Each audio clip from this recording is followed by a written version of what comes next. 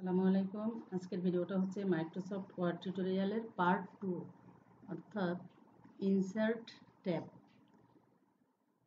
আগের ভিডিওটা ছিল পার্ট 1, কিভাবে এমএস ওয়ার্ড ওপেন করে হোম এর প্রত্যেকটা অংশ কি কাজ করা হয় সে সম্পর্কে পূর্বের ভিডিওতে দেখানো হয়েছে।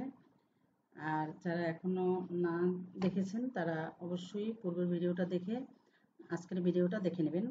আজকের ভিডিওটা হচ্ছে হোম ট্যাব এর ডান পাশে অর্থাৎ ইনসার্ট ট্যাব এর যাবতীয় কাজ। আজকে এই ইনসার্ট ট্যাব নিয়ে কাজ করব। ইনসার্ট ট্যাবের যে অপশন আছে প্রত্যেকটা বিষয়ে স্টেপ বাই স্টেপ দেখানোর চেষ্টা করব। অবশ্যই মনোযোগ সহকারে দেখে নেবেন। আজকের ভিডিওতে কোথাও বুঝতে সমস্যা হলে অবশ্যই কমেন্ট বক্সে লিখে জানাবেন। আমি চেষ্টা করব ভুলগুলো সংশোধন করার জন্য। তো এবার শুরু করা যাক। এমএস ওয়ার্ড প্রোগ্রাম ওপেন করে তারপরে আমরা কিভাবে ইনসার্ট ট্যাবে কাজ করব এই বিষয় সম্পর্কে দেখে নেব। তাহলে আমি রাইট বাটনে ক্লিক করে নিউ এ ক্লিক করব। এবার একটা ওয়ার্ড ডকুমেন্ট ওপেন করলাম, এটাকে সিলেক্ট করে ওপেন করলাম। আমি আবারও ওয়ার্ড প্রোগ্রাম কিভাবে ওপেন করতে হয় এই বিষয় সম্পর্কে আবারও ধারণা দিলাম। তো এবার আমরা এই হোম ট্যাব নিয়ে পূর্বের ক্লাসে আলোচনা করেছিলাম। আজকে এই হোমের ডান পাশে এই ইনসার্ট ট্যাব নিয়ে আলোচনা করব। তাহলে ইনসার্টে ক্লিক করলাম। এবার প্রথমেই আছে page group, page, tables, illustration.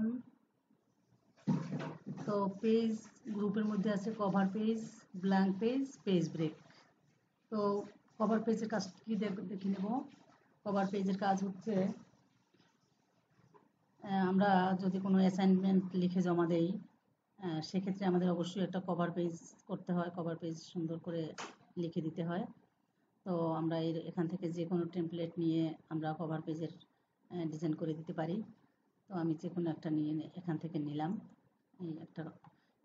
এবার এখান থেকে আমি যে এই বিষয়টা আমি লিখে দিতে পারি। যেমন এরকমের চেঞ্জ করে আমি লিখে দিতে পারি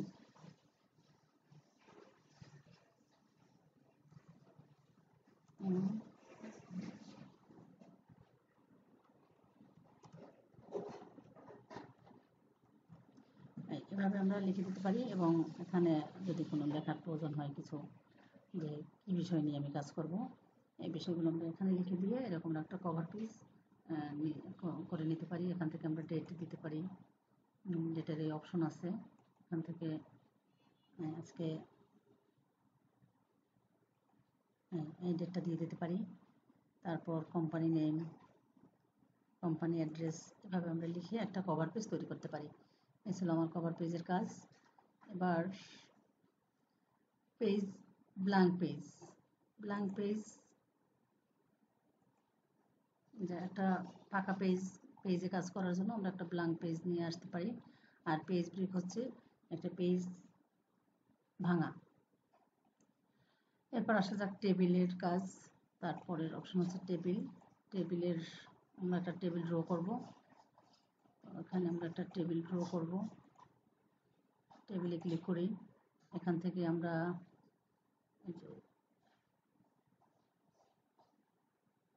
এভাবে আমরা যে কয়টা কলাম এবং রো নিতে চাই আমরা নিতে পারি, অথবা কম নেই। এই হচ্ছে টেবিল। এখন এরপর যদি আমরা টেবিল এরকম যদি আমরা টেবিল না চাই সেক্ষেত্রে এটাকে কি করব, এটাকে সিলেক্ট করে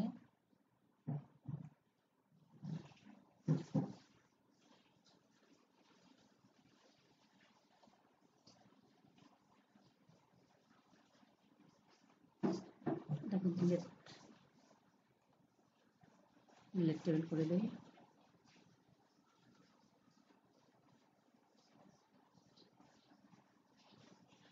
ডিলেট টেবিল এইভাবে আমরা কেটে ফেলতে পারি। ওকে, তারপরে একটা নিউ পেজ নিয়ে আসি, ফাইল, নিউ ব্ল্যাঙ্ক পেজ নিয়ে এবার আমি এটাকে ওপেন করি। আচ্ছা, তো তাহলে টেবিলের কাজ আবারও আমরা একটা টেবিল তৈরি করলাম। এখন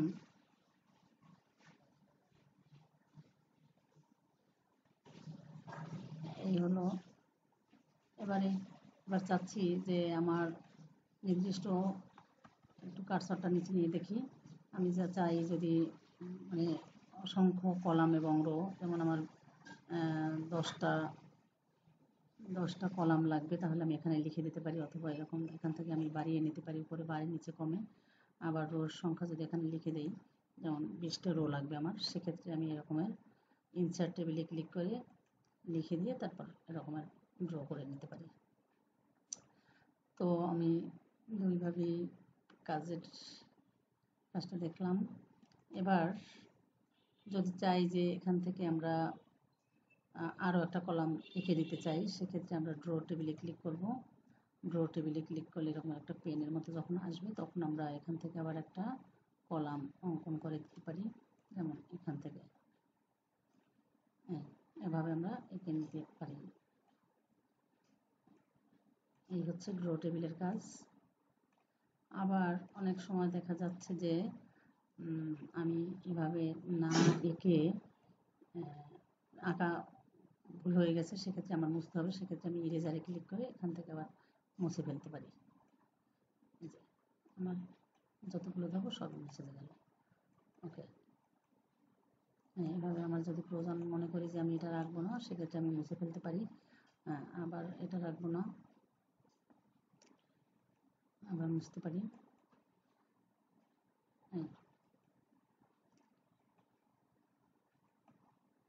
এরকম মনে করো অনেক বড় লেখা হলে দেখা যায় যে আমার মাঝখানের কলমের অংশটা মুছতে হয়, সেক্ষেত্রে আমরা এরকম মুছে ফেলতে পারি। এই ছিল আমার ড্র টেবিল এবং ইরেজারের কাজ। তো অনেক সময় দেখা যায় যে লেখা মুছতে হয়, সেক্ষেত্রে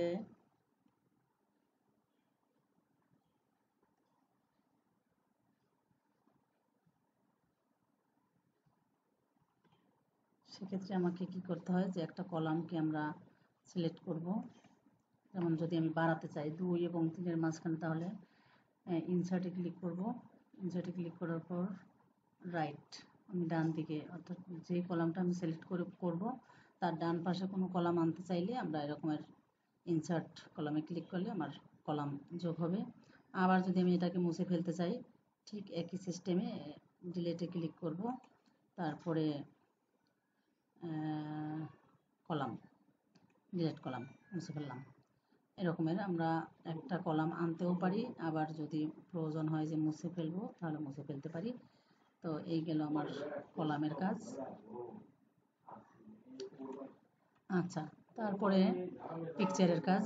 পিকচার হচ্ছে আমাকে ডেস্কটপে যেয়ে আমি যদি কোনো পিকচার আনতে চাই, তাহলে আমি এখান থেকে একটা পিকচার নিয়ে আসতে পারি। ইনসার্ট পিকচার, আমি একটা পিকচার আনতে পারি। ইনসার্ট পিকচারে থেকে আমি এখান থেকে আবার ছোট বড় করে নিতে পারি। আমি হচ্ছে আমার পিকচারের কাজ।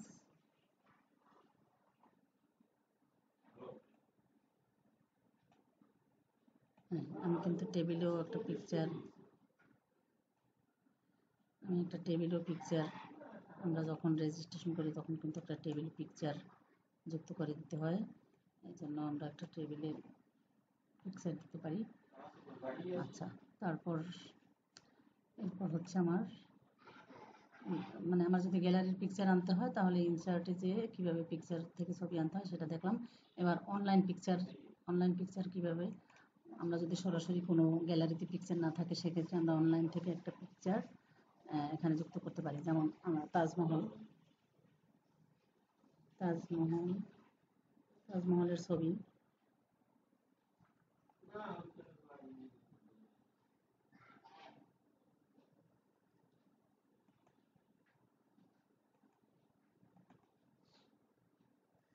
তাজমহল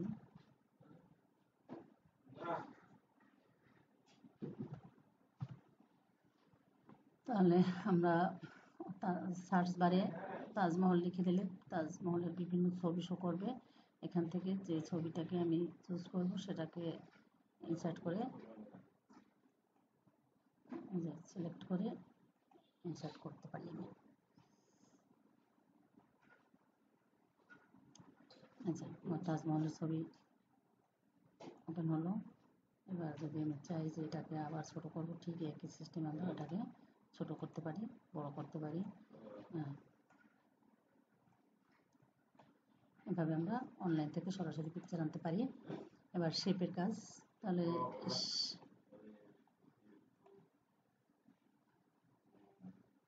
আমি শেপের কাজ করব। শেপ থেকে এখান থেকে যদি আমি একটা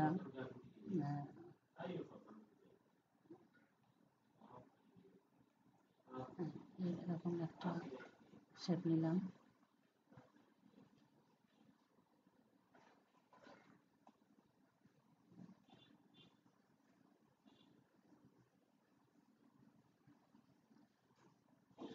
এখান থেকে আমি একবারে শেপ স্টাইল এটাও কোথায় করে নিতে পারি যদি প্রয়োজন হয়। তো আমি এটাকে এভাবেই রাখি। এরপর একটা ওভালের শেপ নিয়ে আসব।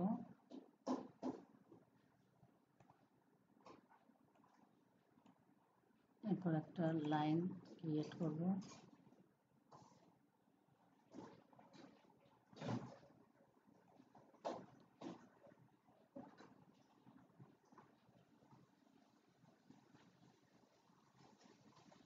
একটা লাইন ক্রিয়েট করলাম, এখান থেকে একটা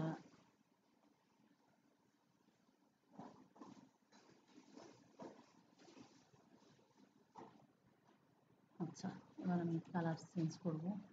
এই যে শেপ ফিল থেকে আমি কালার পরিবর্তন করব। এখান থেকে সবুজ, এটাকে আমি ব্ল্যাক দিই, লাইনটাকে একটু মোটা অক্ষর দিই, কালো মোটা। এভাবে আমরা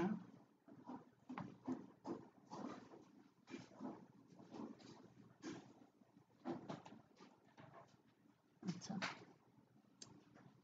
এখন এটাকে যদি আমরা আবার গ্রুপ করে নেই, যেহেতু অ্যানিমেশন করলে দেখা যায় যে গ্রুপ করা লাগে, সেক্ষেত্রে একটাকে সিলেক্ট করে কন্ট্রোল এ দিয়ে আমরা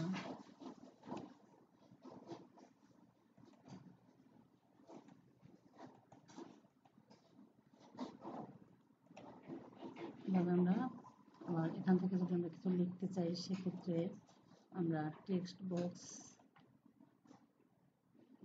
নিয়ে আমরা টেক্সট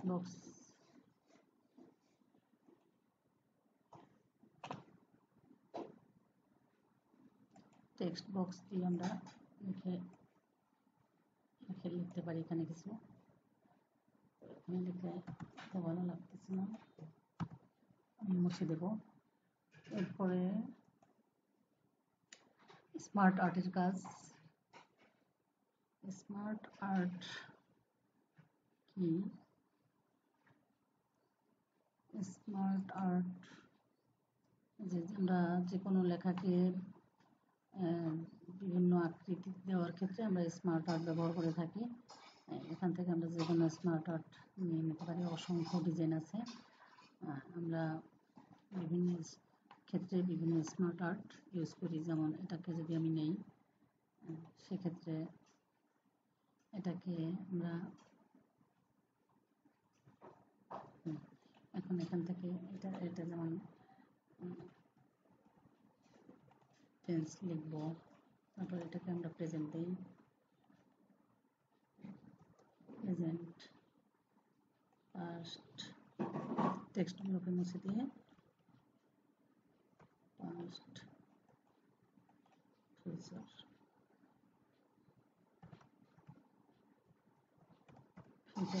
এভাবে আমরা প্রয়োজন অনুযায়ী যেখানে যে ধরনের স্মার্ট আর্ট দরকার সেখানে আমরা সেই স্মার্ট আর্ট দিয়ে দিতে পারি। এখান থেকে স্মার্ট আর্ট আমরা স্মার্ট আর্ট সাধারণত ওয়ার্ড অথবা পাওয়ার পয়েন্টে ব্যবহার করে থাকি। আর এটি হচ্ছে একটা গ্রাফিক্যাল টুল যা তথ্যকে ভিজুয়ালি আকর্ষণীয় উপস্থাপন করতে সাহায্য করে। আর স্মার্ট আর্টের কাজসমূহ হচ্ছে কি তথ্য বা চিত্র আকারে উপস্থাপন, জটিল তথ্য বা ধারণাকে সহজ ও বোঝার মতো দৃশ্যরূপে উপস্থাপন করা যায়।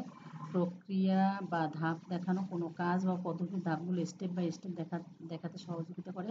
সংগঠন কাঠামো প্রদর্শন করে, প্রতিষ্ঠানের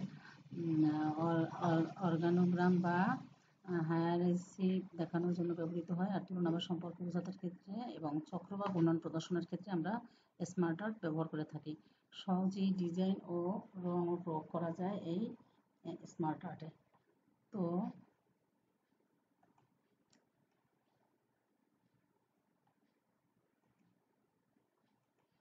স্মার্ট আর্টের ব্যবহারটা আমরা শিখলাম।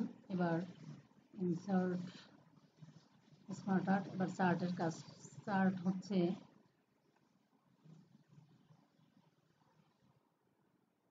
কোনো বিষয়কে পার্সেন্টেজ আকারে দেখানোর জন্য আমরা চার্টের ব্যবহার করে থাকি। সাধারণত ক্রিকেট খেলার ক্ষেত্রে আমরা এরকমের স্তম্ভ চার্ট ব্যবহার করে থাকি। তারপর পাই চার্ট ব্যবহার করি। চার্টের বিভিন্ন ধরন আছে, যেমন আমি এখান থেকে একটা ডিজাইন নেই, এখান থেকে একটা ডিজাইন ওকে করলাম।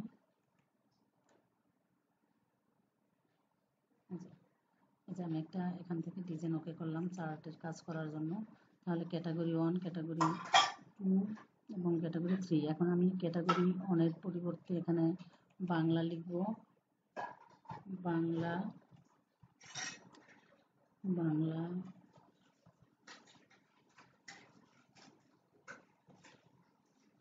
বাংলা ইংলিশ। ক্যাটাগরি 2 হচ্ছে ইংলিশ। Category 3 math. আর ক্যাটাগরি 4 হচ্ছে আইসিটি।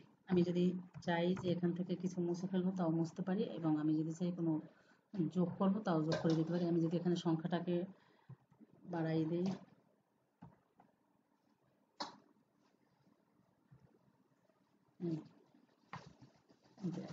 এখানে কিন্তু আমার স্তম্ভগুলো বড় হয়ে যাচ্ছে। তার মানে এই বাংলা এখান থেকে আবার যদি আমি নাম প্রদর্শন করি, নাম সহকারে এরকম উঠবে। তারপরে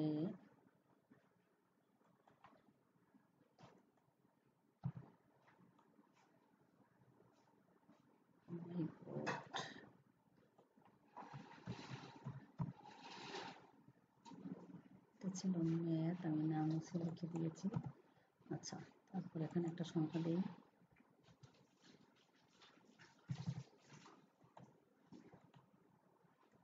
এখানে আমি দিলাম 70, এখানে দিলাম আইসিটিতে 40। ওকে, এবার সিরিজ 2 মানে এই কালারটা হবে 76, এটা হবে 89, এটা হবে 56, এটা হবে 45। আবার এটা দিলাম আমি 78, এটা দিলাম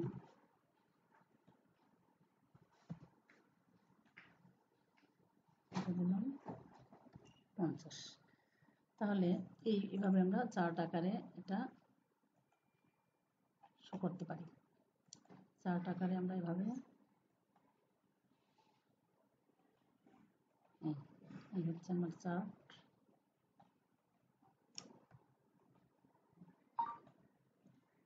এই যে আমার chart, Bangla English math ICT. এই যে ইংলিশ দেখাচ্ছে, বাংলা দেখাচ্ছে। এইভাবে আমরা চার্টের কাজ করে নিতে পারি। এবার হচ্ছে আমার স্ক্রিনশট। কোনো লেখাকে আমরা স্ক্রিনশট করতে এই টুলস ব্যবহার করে থাকি। এরপর হচ্ছে অনলাইন ভিডিও। আমরা এখান থেকেও কিন্তু অনলাইন ভিডিওর কাজ দেখিয়েছি, আবার এখান থেকেও আবার ওই একই সিস্টেম, অনলাইন ভিডিও কাজ একই, অনলাইন পিকচার আর অনলাইন ভিডিও। আমরা যদি ভিডিও আনতে চাই সেক্ষেত্রে আমরা এখানে লিখতে পারি flying flying bird, flying bird,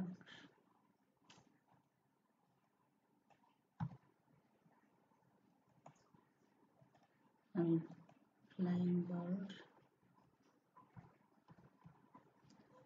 flying bird. আমি একটা ভিডিও এখানে সরাসরি একটা ভিডিও যদি আমরা ডাউনলোড করতে চাই সেক্ষেত্রে আমি এভাবে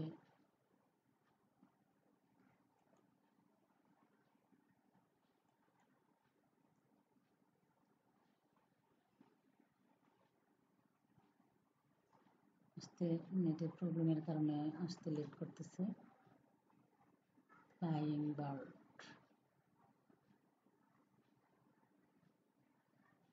ফ্লাইং বার্ড অথবা ফ্লাওয়ার।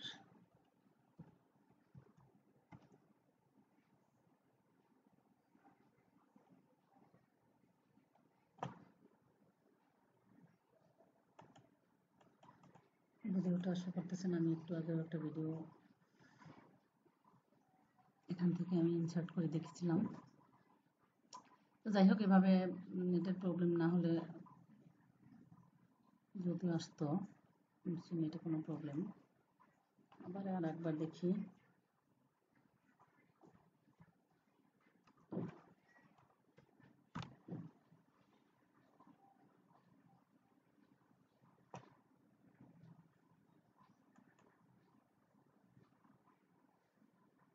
আসতেছে না, তাহলে এইভাবে আমরা একটা ছবি নিয়ে আসতে পারি।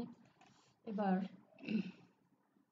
লিঙ্কের কাজ, একটা লিঙ্কের কাজ করার ক্ষেত্রে আমরা একটা লেখাযুক্ত কোনো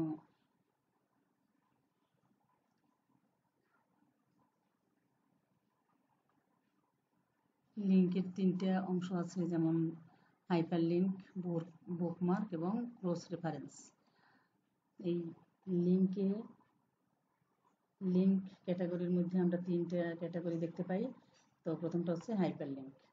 হাইপার লিঙ্কের কাজ হচ্ছে ডকুমেন্ট রিলেটেড কোনো তথ্য অন্য ডকুমেন্টে জুড়ে দিতে চাইলে অথবা লিঙ্ক করতে চাইলে তখন আমরা এই হাইপার লিঙ্ক ব্যবহার করতে পারি।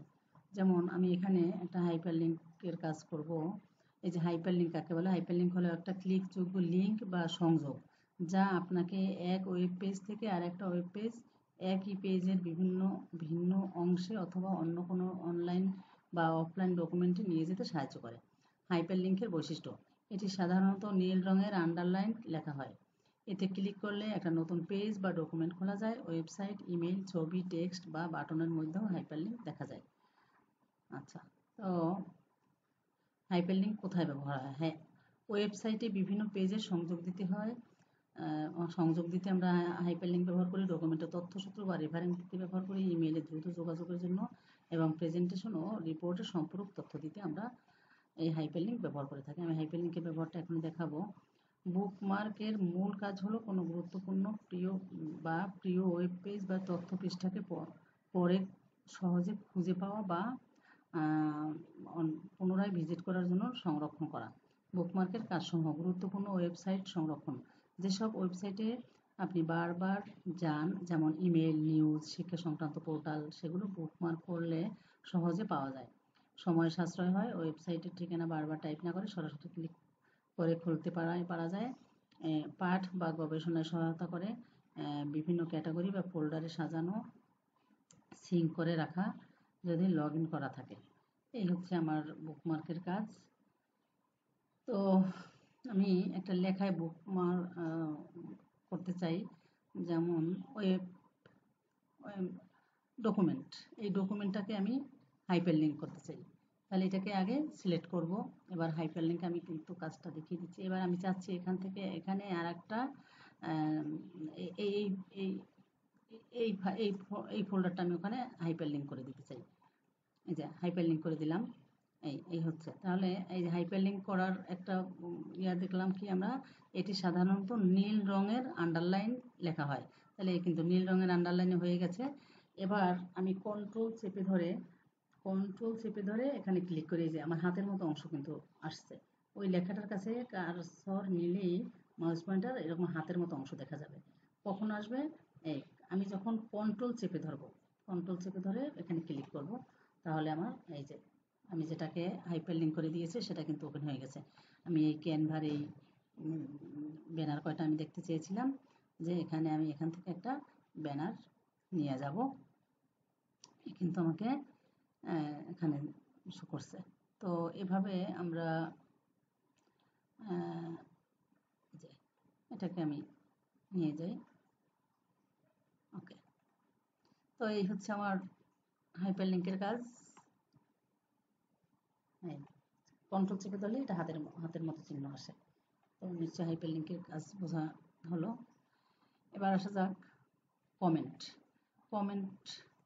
কমেন্টে ক্লিক করলে এরকমের একটা অংশ আসে। এখানে কমেন্ট লিখে দিলে আমরা এই যে আমি যে অংশটা সিলেক্ট করা সেটা কিন্তু ওখানে শো করতেছে। এখানে আমি যে কোনো একটা কমেন্ট লিখে দিতে পারি, দিলাম। তো এভাবে আমরা কমেন্ট করতে পারি, তবে না করাই ভালো।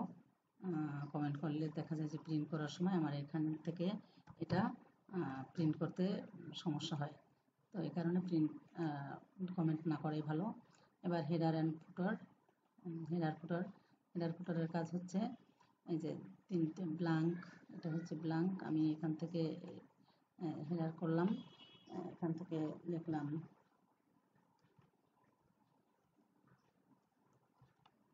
বিসমিল্লাহ লিখলাম। আর ফুটারে লিখবো আমি হেডার ফ্রম টপ, এই এতটুকু টপ অংশে, ফুটার ফ্রম বটম, বটমে কতটুকু অংশ দেব দেখি। তাহলে ফুটারে যাই, ফুটারেও ওই রকমের ব্ল্যাঙ্ক নিলাম। আমি এখানে লিখে দেব এন্ড লিখব। আচ্ছা, এরপর পেজ নাম্বারের কাজ। পেজ নাম্বার আমি টপ অফ পেজ, এখানে আমি এই ডান পাশে যে প্লেন নাম্বার 3, এই ডান পাশে আমি পেজ নাম্বার দিব। তো অটোমেটিক আমাকে কিন্তু আমার এই প্রথম পেজে 1 নাম্বার দিয়েছে, আমি কিন্তু আর কোথাও কোনো নাম্বার দিইনি, কিন্তু আমাকে কিন্তু এই নাম্বার শো করতে, এই যে 3 নাম্বার পেজে আছি, 4 নাম্বার পেজে আছি। ও আচ্ছা, আমি যে ভিডিওটা ফ্লাইং বার্ডের ভিডিও আনছিলাম সেই ভিডিওটা এখানে শো করলো। এইভাবে আমরা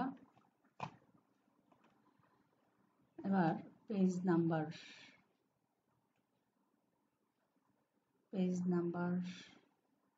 বটম অফ পেজ, পেজের মার্জিনের কাজ আমরা এখান থেকে করতে পারি। তাহলে এই কাজটা আমরা করে নিয়েছি অলরেডি।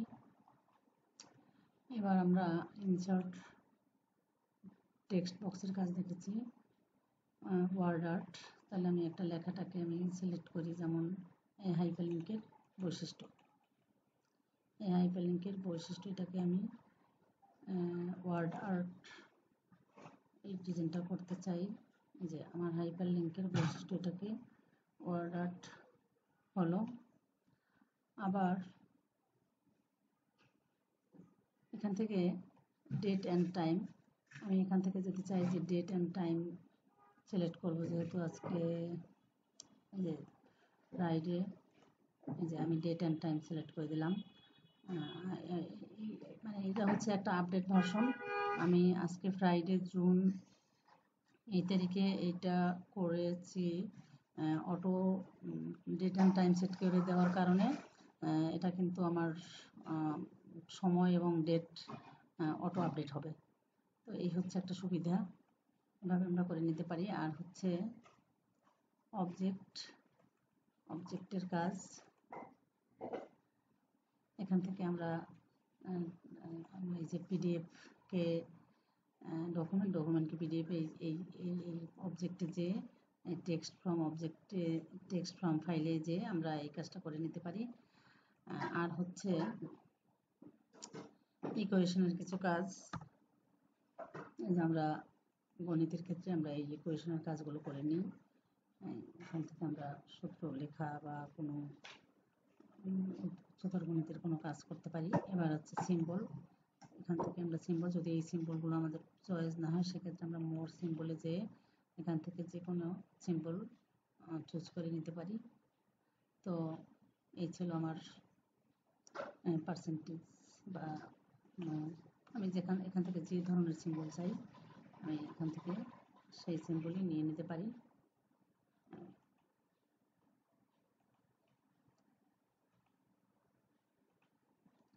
আমি দুটো সিম্বলে ক্লিক করেছি, দুটো সিম্বল আমাকে এখানে শো করে দেখিয়েছে।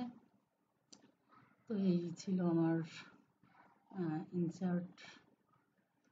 ইনসার্টের কাজ। তো আমরা পরবর্তী ভিডিওতে ডিজাইন ট্যাব নিয়ে দেখাবো। তো এ পর্যন্ত সবাই ভালো থাকবে, সুস্থ থাকবেন। আল্লাহ হাফেজ।